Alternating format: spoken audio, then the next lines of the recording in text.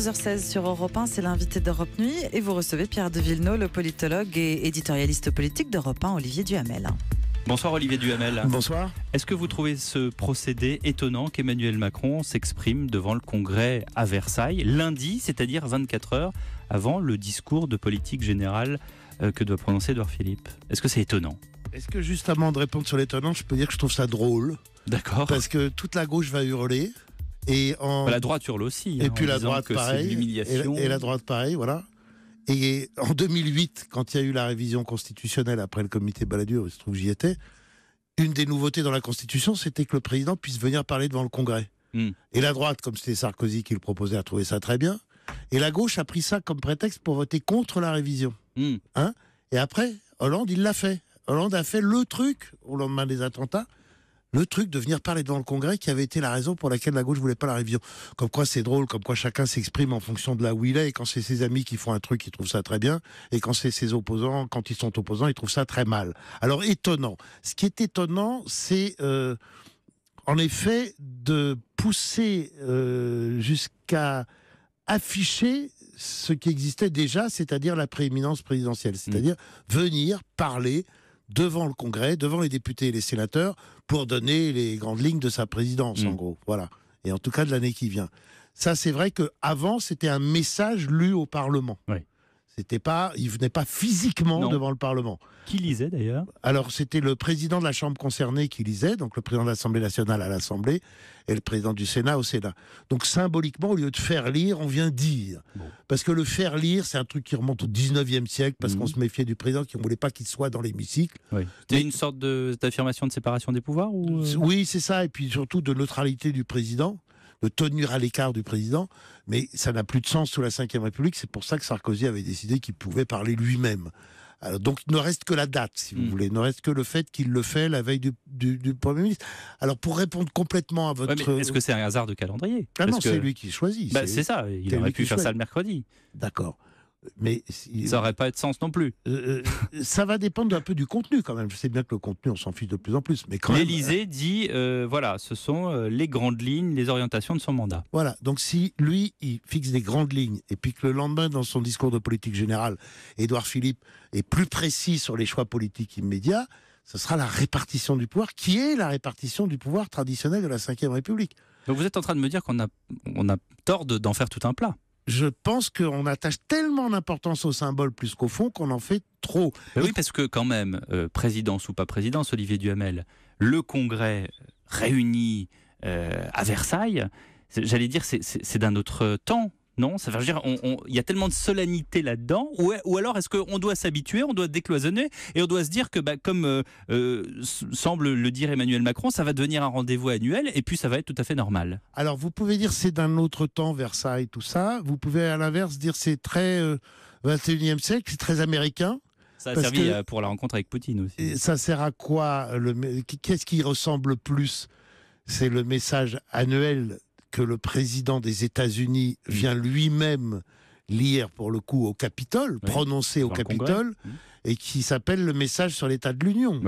Donc, en Angleterre, c'est la reine d'Angleterre qui lit le texte écrit par le Premier ministre. L'Angleterre, c'est une monarchie, c'est encore autre chose. Mais ça nous rapproche un peu plus du modèle américain, mais c'est dans la continuité du présidentialisme qui est ce qui caractérise la Ve République. La grande différence entre les États-Unis et la France, c'est que les États-Unis, c'est un régime présidentiel, et donc le gouvernement, le pouvoir exécutif n'est pas responsable devant le Parlement. La séparation est totale. Ils ne peuvent pas renverser le gouvernement. En France, si. C'est pour ça que le Premier ministre a quand même un rôle, parce que c'est lui qui vient répondre de la politique en permanence.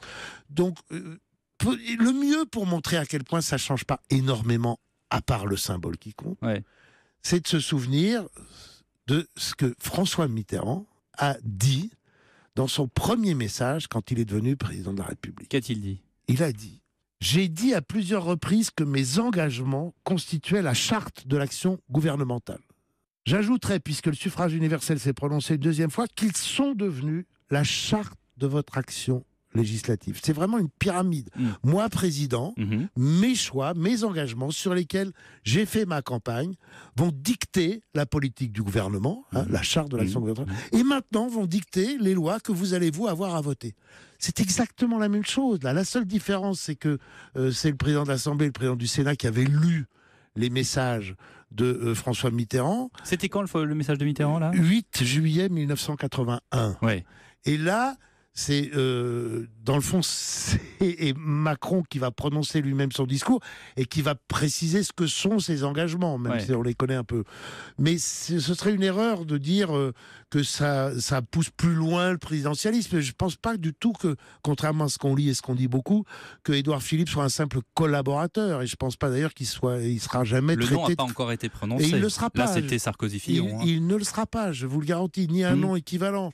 Simplement, il est second. Il est premier des ministres, mais il est second par rapport au président de la République. En tout cas, cet exercice, Emmanuel Macron n'aurait jamais pu le faire s'il n'y avait pas eu la déferlante législative de la République En Marche.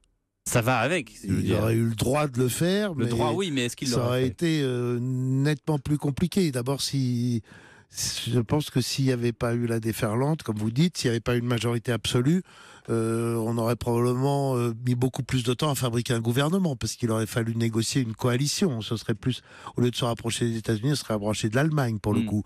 Et que là, en effet, ça lui permet. D'ailleurs, quand vous dites ça, vous faites écho à Mitterrand. Ça me fait penser à ça. Et que le suffrage universel s'est prononcé une deuxième fois. Parce que là, on a l'impression que tout est téléguidé. Enfin, je ne veux pas symboliser les choses ou faire de raccourcis hasardeux.